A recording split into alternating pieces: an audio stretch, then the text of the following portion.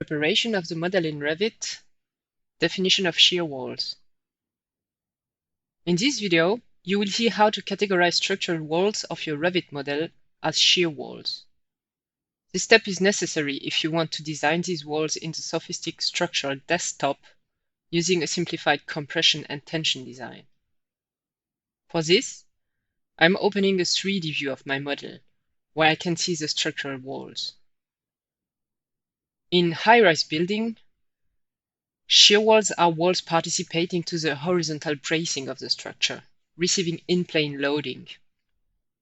Here, this is, for example, the case of this series of walls on the east side of the building. So I would like to categorize them as shear walls. For this, I use the SOFiSTiK Structural Properties panel. If it is not yet visible, I can open it under User Interface, Structural Property. Then, I select all the walls I would like to set as shear walls.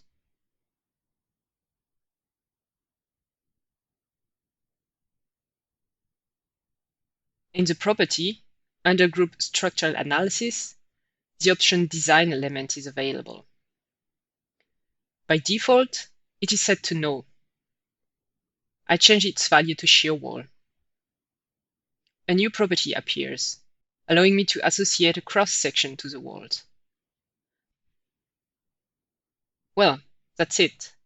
Now, these wall instances are categorized as shear wall for SOFiSTiK. When generating the model for this view, for each wall categorized as shear wall, a so-called design element will be created in addition to the finite elements.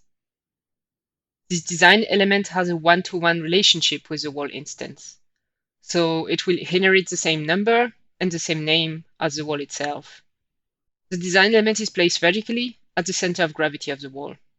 It will integrate the finite element forces generated by my wall, and it is a prerequisite for conducting a compression and tension shear wall design in the SOFiSTiK structural desktop. Now you know how to categorize structural walls of your Revit model as shear walls.